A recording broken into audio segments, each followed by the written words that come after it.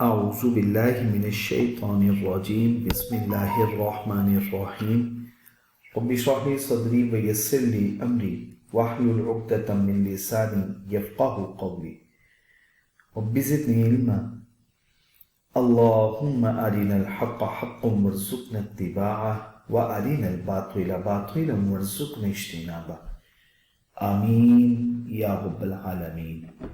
अल्लाहुम्मा तहिर कुलूबना मिनन निफाक़ व अअमालना मिनर रिया व अलसिनतना मिनल कज़िब व अअयुनना मिनल ख़ियाना फ़इन्नका तअलमु ख़ाइनतल अअयुनि व मा तुख़फ़ी सुदूर आमीन या रब्बल आलमीन।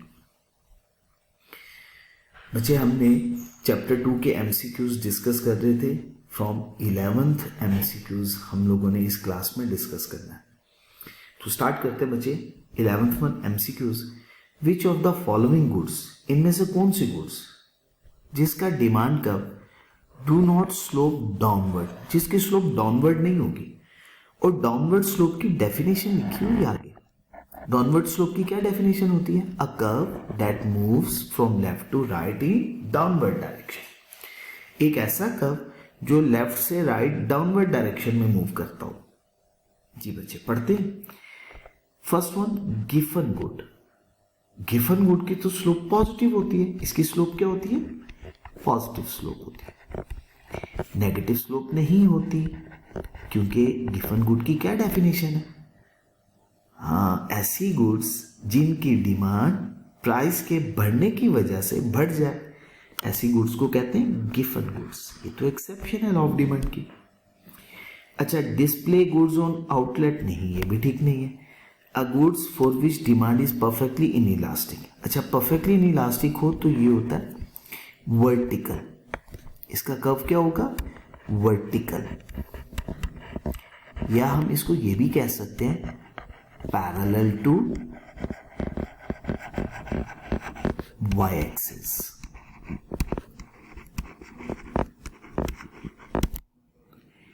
ऑल ऑफ द अबव नहीं बचे, ये भी ऑप्शन है। तो देखा जाए तो इसकी भी स्लोप नेगेटिव तो नहीं होती, but parallel to Y axis होती है। ठीक हो गया।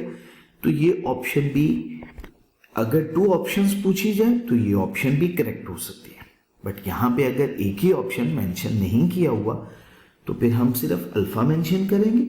But in case if the examiner asked mention 2 options, तो फिर हमें चार्ली ऑप्शन भी मेंशन करना होगी। समझा पाया हूं ना मैं आपको? ठीक हो गया बच्चे। नेक्स्ट 12th MCQs डिस्कस करते हैं बच्चे। Rightward shift. राइटवर्ड शिफ्ट का बच्चे क्या मतलब होता है? राइज। मार्केट सप्लाई का for a manufactured goods. Manufactured good का सप्लाई कब राइज करे। कैन नॉट बी, नहीं होगा, इनमें से कोई एक रीजन नहीं है।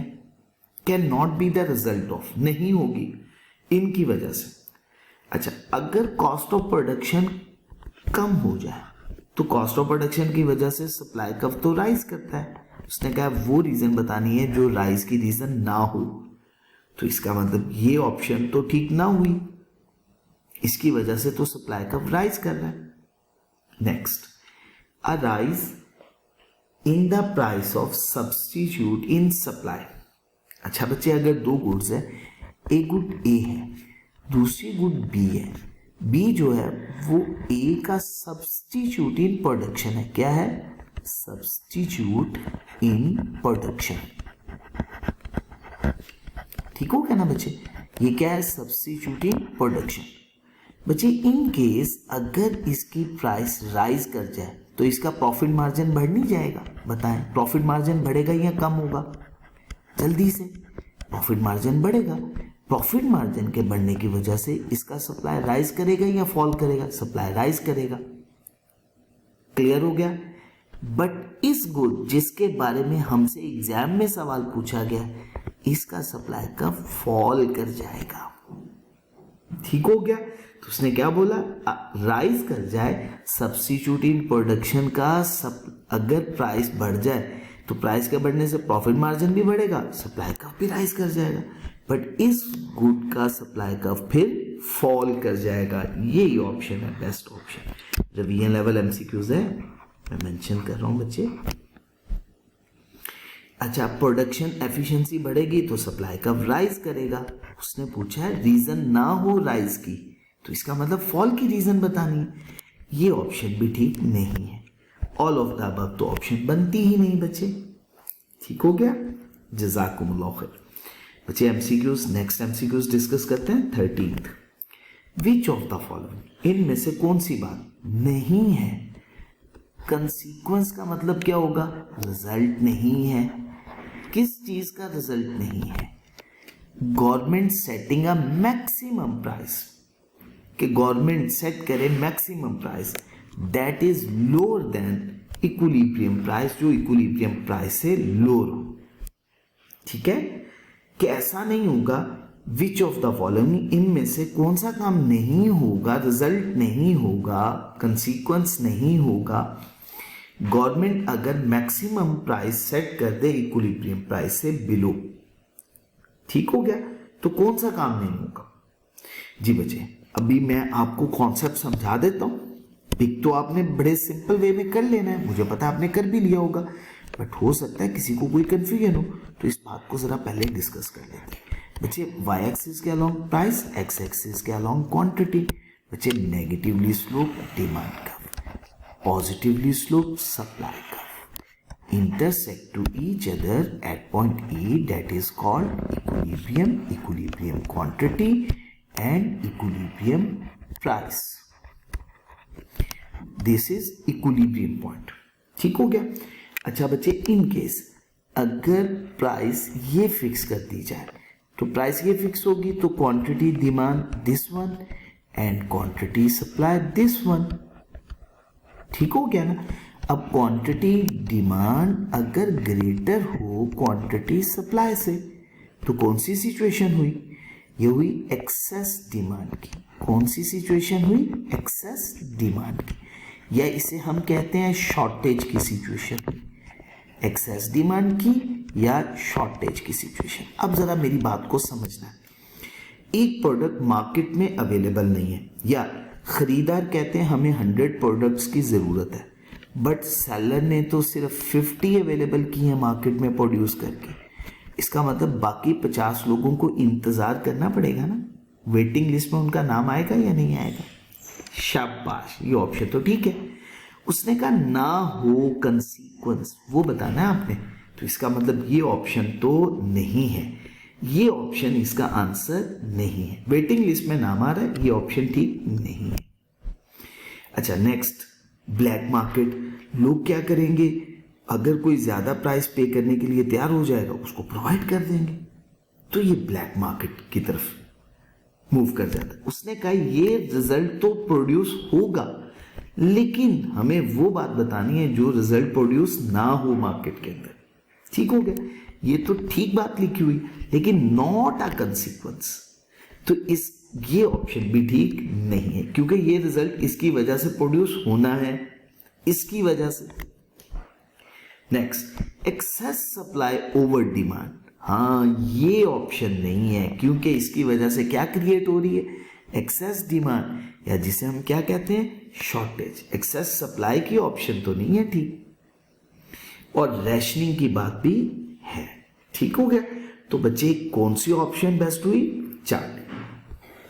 नेक्स्ट बच्चे, विच ऑफ द फॉलोइंग, इनमें से कौन सी ऑप्शन की वजह से रिडक्शन हो जाएगी डिमांड मोटर कार की? मोटर कार की डिमांड कम हो जाएगी, डिमांड फॉल कर जाएगी। A fall in the price of petrol, petrol की प्राइस बढ़ेगी तो मोटर कार की डिमांड तो बढ़ जाएगी। इसका मतलब ये ऑप्शन तो ठीक नहीं है, ये तो गलत ऑप्शन है। Substantial reduction in train fares, अगर ट्रेन के किराए कम हो जाए तो मोटर कार की डिमांड कम हो जाएगी, ये बात तो ठीक लग रही है, ये ऑप्शन ठीक है। बाकी ऑप्शन भी पढ़ते हैं। A rise in the cost of motorcycle, नहीं, ये ऑप्शन ठीक नहीं है। None of this. जी बच्चे। अच्छा बच्चे, 15th, advertising campaign by firms. अगर एडवर्टाइजिंग कंपेन्स फर्म्स करें इंडस्ट्री में, और एन इंक्रीज इन वेजेस, और जिसकी वजह से वेजेस भी बढ़ जाए वर्कर्स के इंडस्ट्री के अंदर, price and quantity consume of a particular product change, price और क्वांटिटी कंज्यूम किसी भी प्रोडक्ट की पर्टिकुलर चेंज करेगी। बात समझ में? Advertising campaign by firms industry के अंदर, और उसकी वजह से वेज भी इंक्रीज कर जाए तो क्या इफेक्ट होगा? अब आप मुझे बताइएगा, अगर एडवर्टाइजिंग कंपेन्स करें फर्म्स तो डिमांड कर्व शिफ्ट करेगा, राइज करेगा या फॉल? शिफ्ट करेगा। बिल्कुल ठीक हो गया। इसकी वजह से डिमांड कर्व शिफ्ट करता है क्योंकि ये डिमांड का डिटर्मिनेंट है। On the other hand cost of production अगर बढ़ जाए या वेज बढ़ जाए तो उससे सप्लाई कर्व भी शिफ्ट कर जाएगा। ऐसा ही है ना? सप्लाई फॉल करेगा, डिमांड का कर्व राइज करेगा। याद रखना है आपने।